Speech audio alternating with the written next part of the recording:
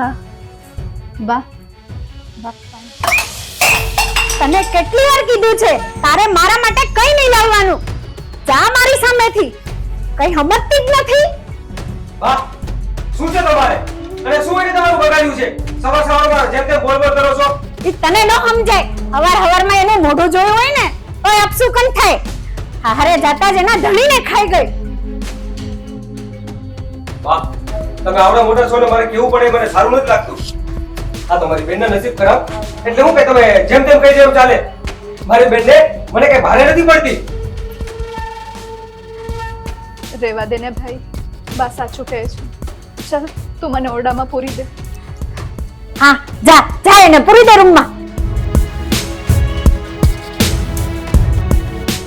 એટલે કોઈનો દી તો ન બગાડે. બેન તું ક્યાં આના જેવી થાશો? આને તો ભગવાન આવે ને તોય માફ ન કોઈ કરે.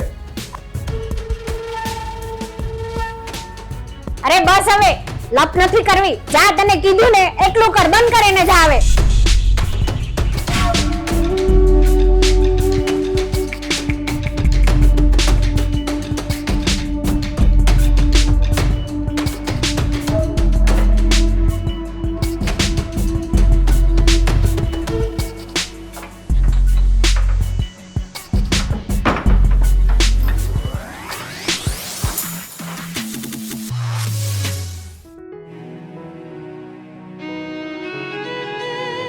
લો બેન, જમી લો. ના ભાભી, મારે નથી જમવું. અરે બેન, આમ ભૂખ્યા રહીએ થોડું ચાલશે? હવે તો શું કરું ભાભી, જિંદગીમાં કઈ રસ જ નથી રહ્યો. હવે જમીને શું કરવું મારે? જે થવાનું હતું એ થઈ ગયું, પણ એને આમનામ માથે ઓઢીને બેવું એ થોડું ને હાલે. તમે મારા હૃદયની નથી સમજી શકતા ભાભી. જે મારું દુઃખ છે એ તો હું ભોગવું જ છું, પણ આ બાના જૂના વિચારો, મારા ભાઈનું જે મૂંઝવણપણું છે મને ઉપર, હું નથી સહન કરી શકતી ભાભી. હવે તમે સમજો જ છો, તમારા ભાઈ તમારી આવી દશા જોઈને રડ્યા કરે છે. તમને આવું ગમે છે? નથી ગમતું ભાભી, એટલે જ મારે હવે આ જીવનમાંથી રસ જ નીકળી ગયું છે. હવે તો બસ હું ભલીને મારી ઓરડી જ ભલી. આવું થોડું ને હાલે. હજી આખું ભવિષ્ય પડ્યું છે તમારી સામે. આમ નિરાશ થઈને બેસી જાવ એવું થોડું ચાલે. મને મારું ભવિષ્ય પણ હવે આ સફેદ સાડી જેવું રંગહીન જ દેખાય છે. હવે મારું કોઈ ભવિષ્ય નથી ભાભી. ના બેન, તમે અમારી હિંમત હતા, તમે અમને હિંમત આપતા હતા, તમે હિંમત હારી જાવ આવું ન હાલે હો. હિંમત પણ મારી તમારા બંનેવી સાથે જતી રહી ભાભી. હવે મને આ જિંદગીમાંથી કંઈ જ રસ નથી. હવે બસ ઉપરવાળો જલ્દી બોલાવી લે તો સારું. આવું ના બોલશો, એ તો થવા કાળે થઈ ગયું, એમાં તમારો શું વાંક હતો? તમે થોડું જાણી જોઈને કર્યું હતું. હા, પણ બાના મનમાં તો એવું જ છે ને કે હું મારા પતિને ખાઈ ગઈ. બાને તો સાઈડમાં મૂકો, બાને જે બોલવું હોય એ બોલે. એમની વાતને મનમાં ના લેશો, એમને તો અમે ફોડી લેશી. તમે તમારી જિંદગી જીવો હવે. મારા લીધે પણ ભાભી તમારા અને ભાઈ વચ્ચે કંકાશ થાય રોજ રોજ, એ પણ મને નથી ગમતું. ના, અમારા વચ્ચે એવો કંકાસ નહીં થાય. અમે બે તમારી હારે છીએ અને તમે આ ઓરડાની બહાર આવો અને હવે કંઈક તમારી જિંદગીમાં આગળ વધો. આમના અંદર બેસે થોડું ચાલે. ના ભાભી, તમે આ લઈ જાઓ, મારે નથી જમવું, અને તમે પણ બહાર જાઓ, નહીતર બા જોઈ જશે તો તમારી જોડે પણ એ ખરાબ વર્તન કરશે ભાભી, અને હું નહીં જોઈ શકું. એ જોઈ જાય તો જોયું જશે. એમના તો વિચાર જ એવા છે, ખબર નહીં કયા જમાનામાં જીવે છે હજી. માફ કરશો ભાભી, પણ હવે હું આ ઓરડીની બહાર નહીં આવું. આજે સવારે જોયું ને તમે શું થયું તે. સારું, તો હવે બીજું તો તમને હું શું કહું? તમે મારી ચિંતા ના કરો ભાભી, હું મારી આ જ જિંદગીમાં ખુશ છું, અને મને મહેરબાની કરીને બધા એકલા મૂકી દો અને મને બહાર બોલાવવા માટે મજબૂર નહીં કરતા ભાભી. ભાભી, હવે હું તમને મારા સમ આપું છું. તમે જાઓ અહીંયાથી, નહીતર બા જોઈ જશે તો પાછું ઘરમાં કંકાશ થશે. તમે જતા રહો ભાભી અહીંયાથી. સારું.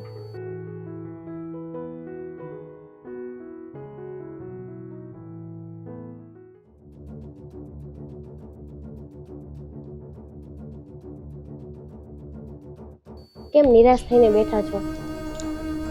મને ખબર છે બેનની ચિંતા તમને અંદર ને અંદર ખાય છે, પણ આમ વિચાર કરવા કરતા એનું કંઈક નિરાકરણ લાવો ને. શું તને કહું, આ બેનને ઓરડામાં પૂરી દીધી છે. બા છે તો કઈ એકના બે થતા નથી. શું કરવું ને કઈ સમજાતું નથી મને. એક કામ કરો ને, બેન માટે કંઈક યોગ્ય પાત્ર શોધો, જેથી કરીને એમની જિંદગી પણ વ્યસ્ત થઈ જાય અને એ આજે સદમામાં ગયા છે એમાંથી બહાર આવી જાય. હું વિચારું છું બેન માટે યોગ્ય પાત્ર મળે, પણ શું કરું? જે યોગ્ય પાત્ર હતું એની આડા તો બાએ પગ કર્યા, કેમ કે બેને એમ કીધું હતું કે બાની આબરૂ વિરુદ્ધ જવું નથી. નગર છે જ તે મારો મિત્ર, જેને નાનપણથી એની સાથે રહ્યા હતા, મોટા થયા બંને, પણ બેનના એક કહેવાથી એનાથી બહુ દૂર જતો રહ્યો છે, બસ ખાલી બાની આબરૂની માથે. તમે કોની વાત કરો છો? મારો મિત્ર રામ.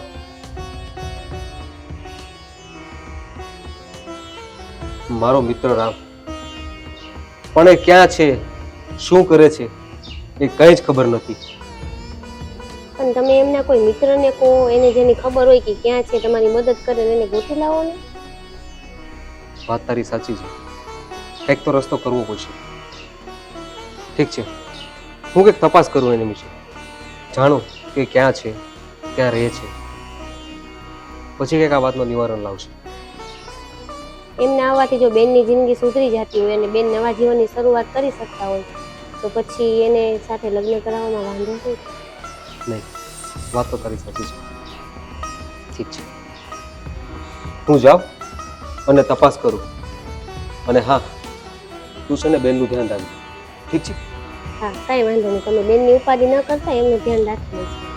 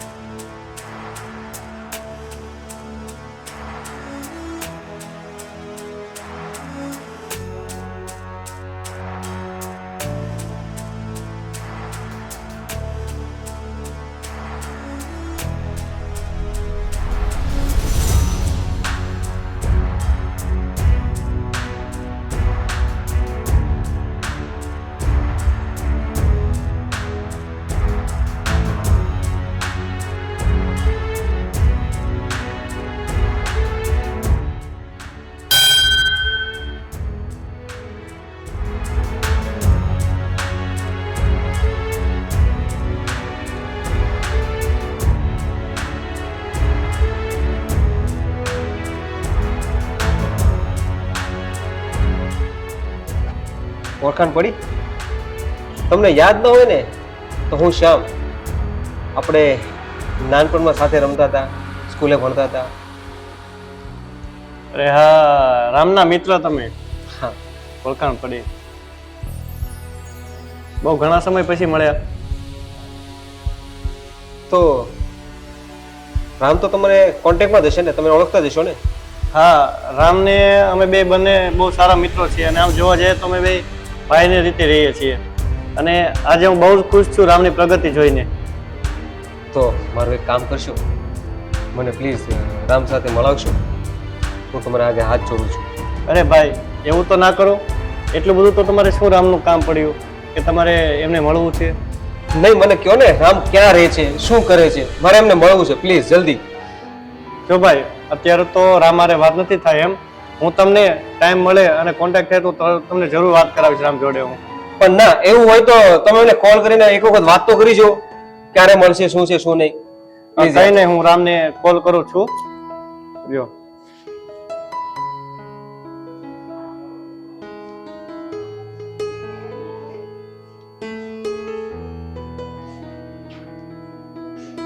હેલો. હા રામ, વિકાસ બોલું છું. હા હા, તને યાદ હોય તો આપણે પેલા નાના હતા ત્યારે ભેગા રમતા. હા, પેલા શ્યામભાઈ. હા હા, તે અત્યારે મારી સાથે છે અને તેને તારું અર્જન્ટ કામ છે. હા હા, લે તો એમની જોડે વાત કર, એમને હું ફોન આપું છું. હા.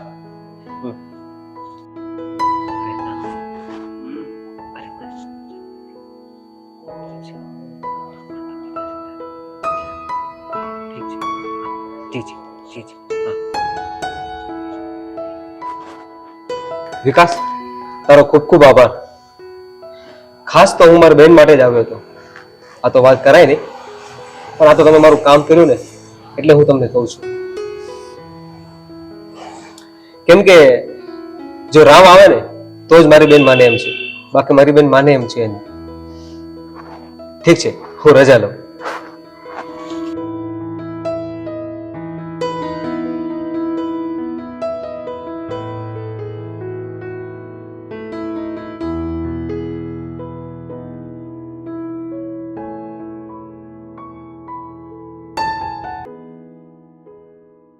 એ તુલસી વાવ ક્યાં ગયા? એ સાંભળો છો ને? એ તમને કહું છું. એ હા બા, અહીંયા જ છું. ઓલી રૂપલી ક્યાં ગુડાણી? આમ આટો તો મારો ગામમાં, કોઈને મોઢું ન દેખાડવી જોઈએ, કહી દઉં છું. બેન ક્યાંય નથી, બેન ઓરડામાં જ છે. ઈ ઘરની બહાર નીકળ્યા જ નથી. પણ તમે તો સમજો, તમે તો એના માં છો. કેમ? તને એનું બહુ પેટમાં બળે? ઈ કાઈ નહીં, તારે ઈ જે કરતી હોય ને ઈ કર. ગામ આખામાં આટા મારે ઈ મારે નથી પહોંચાડ. પણ બા થોડું ધીમે બોલો. બેન આ સાંભળી જાય તો કેવું લાગે? તમે માં થઈને આટલા નિર્દય બનો, એ કઈ સારું લાગે છે? એ સાંભળતી હોય ને તો ભલે સાંભળે, મને કાઈ ફેર નથી પડતો. તું તારું કરતી હોય ને ઈ કામ કર, સમજી? મારી અરે લપ ન કર તું ખોટી. બા આ કઈ સારું લાગે છે? આટલી ઉંમરે અમારે તમને કઈ કેવું પડે કઈ સારું લાગે? અને આ એક જાતનો અત્યાચાર કહેવાય. હવે બહુ આવી મોટી અત્યાચાર વાળી તને શું ભાન પડે આમાં? તારે છે ને બીજી લપ નથી કરવાની, સમજી? હું કહું ને એટલું જ કરવાનું છે. હું લપ નથી કરતી, પણ આ તમે જે કરો ને હાવ ખોટું છે. મને સમજાવવા વાળી મારી હાહુ ન થાતું. આહુ હું છું ને તારી, એટલે તું કરતી હોય ને ઈ કામ કર જા તારું. આ તો નાના મોઢે મોટી વાત કરીએ ને એટલે ના જ ગમે. એ તો એવું જ હોય. આવી મોટી મારી હાહુ થવા બેઠી લે. મને સમજાવે છે મારા રિવાજ મારે કેમ હાંકવા ઈ મારે જોવાનું હોય. તું કોણ મને સમજાવવા વાળી?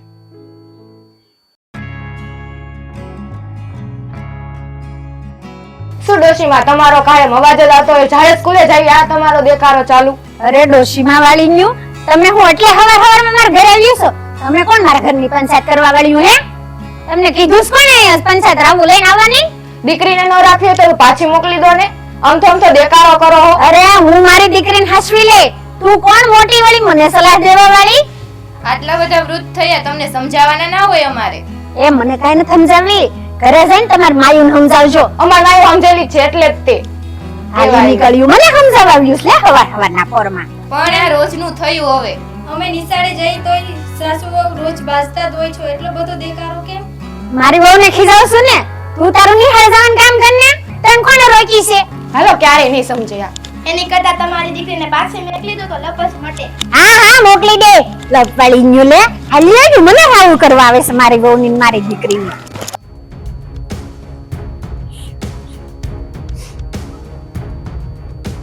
અરે તું ક્યાં ગયો તો આમ હવારનો કાઈ કીધા કરવા વગરનો? કઈ ભાન પડે છે કે નહીં? જે તમારે કામ કરવાનું હોય ને એ કામ હું કરવા ગયો તો. અરે તો તું વળી એવું શું કામ કરીને આવ્યો? હું છે આ બધું? હું આલી રહ્યું છે આ ઘરમાં મારી વાહે? મને કેમ કઈ ખબર નથી? હું છે ને મારી બેનના ઉજ્જવળ ભવિષ્ય માટે ગયો તો, અને આ બાબતમાં તમારે કોઈએ કાંઈ બોલવાનું નથી.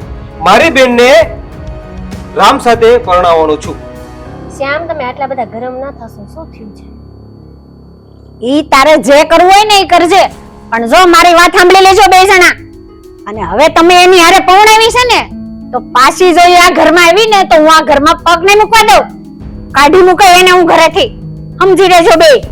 બા, જ્યારે તમને સમજાશે ને ત્યારે બહુ મોડું થઈ ગયું હશે, એટલી વાત યાદ રાખી લેજો.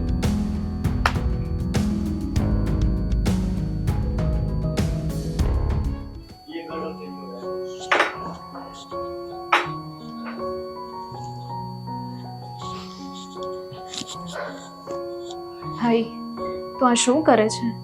મેં બધું સાંભળ્યું. શું કામ મારા માટે તું બા સાથે ઝઘડો કરે છે? બેન, મને આ તારી હાલત જોવાતી નથી, અને આ ઓરડની અંદર બહાર પણ એક તારું જીવન છે જેનેથી હું આઝાદ કરવા તને આવ્યો છું. મને આ તારી જીવન છે ને જોવાતું નથી. બસ મારા માથાથી એક આ બોજ હળવો થાય ને એટલે મને શાંતિ થાય. તું મને બહુ જ સમજે છે મારા ભાઈ, અને મારા માટે તો હવે આ ભવે હું આ ઓરડાની બહાર નહીં નીકળું. ના બેન, બહાર પણ તારું એક જીવન છે. અને હા, મેં છે ને વાત કરી લીધી છે. કદાચ તને યાદ હશે, મેં રામની સાથે વાત કરી છે અને હું તને લેવા આવ્યો છું. શું? રામ રામ આવશે મને લેવા? હા, મેં બધી જ વાત કરી લીધી છે. રામ નહીં આવે ભાઈ. ના બેન, મેં રામ જોડે વાત કરી છે અને તને સ્વીકારવા તૈયાર છે. પણ ભાઈ મારી વાત સાંભળ, હું આ ભવે આ રૂમની બહાર નહીં નીકળી શકું. મારી જિંદગી બસ આ જ છે. બેન, તું તારા ભાઈનું પણ નહીં માન.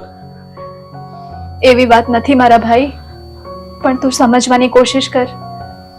મારા માટે હવે આ જિંદગી નરક થઈ ગઈ છે. હવે મને માફ કર મારા ભાઈ. પણ બેન, હું તને આ નરકમાંથી કાઢવા માંગુ છું. તું કેમ સમજતો નથી ભાઈ? મારું એક જ જીવન હતું જે તારા બનેવી હતા. હવે નહીં થઈ શકે આ શક્ય જે તું વિચારી રહ્યો છે. કેમ? તું રામને ભૂલી ગઈ? રામની સાથે વિતાવેલા પળ પણ તું ભૂલી ગઈ? બસ કર ભાઈ, હવે હું આ નહીં સાંભળી શકું. રામ નહીં આવે મને લેવા. નહીં બેન, આવશે. મેં વાત કરી લીધી છે અને રામ તને રાણીની જેમ રાખશે. તું ટેન્શન ના લે. ચાલ, ઊભી થા. ના ભાઈ, હું નહીં આવી શકું. કઈ નહીં બહેન, મને જે યોગ્ય લાગ્યું ને એ મેં કર્યું અને તું અહીંયાથી આઝાદ થા. બસ, મારે બીજું કઈ જ નથી જોતું. ચાલ.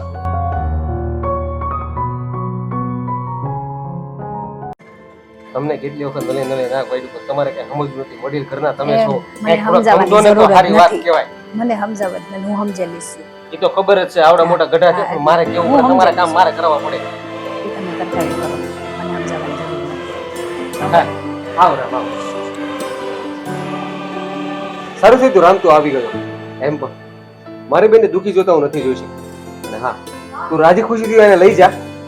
કોઈ પણ આડો આવે ને તો હું બેઠો છું, મૂંઝાતો નહીં. પણ ભાઈ રૂપા છે ક્યાં? અંદર જ જા. તમે છે ને એક શબ્દ ન બોલતા. એટલે આવ તારું ચાલવાનું છે આ ઘરમાં? હા, મારું કઈ સાંભળવાનું નથી તારે? એ જોઈ લીધું. અત્યાર સુધી તમારું હાલતું હતું ને હાલત મારી બેનની મેં જોઈ. એટલે હવે તમે છે ને એક શબ્દ નથી બોલવાનું, બરાબર? હું જેમ કહું ને એમ જ કરવાનું. અત્યાર સુધી તમારું કરતા કે કર્યું છે ને એટલે જ આ બધું થયું છે.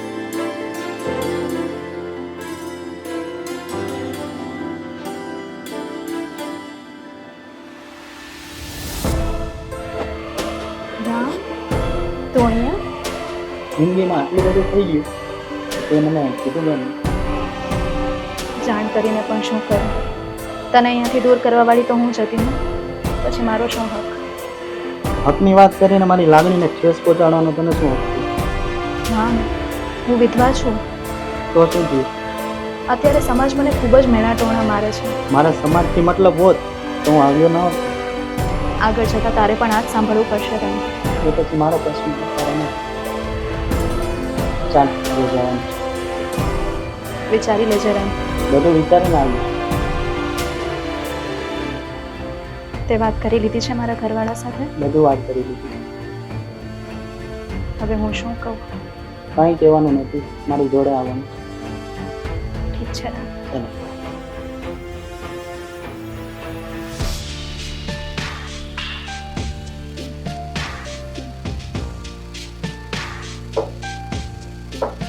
હા, લઈ જા તું એને. એટલે અમારે આ હવે હાચે તું આ બલાને અમે પાપ છૂટી. પણ ઘડી મૂંગા રહ્યો તો સારું કહેવાય. Buck buck buck buck buck buck કામ જ રાખ્યું છે. મૂંગા નથી રહેવું. હવે એ લઈ જાય છે ને તો ભલે લઈ જાતો.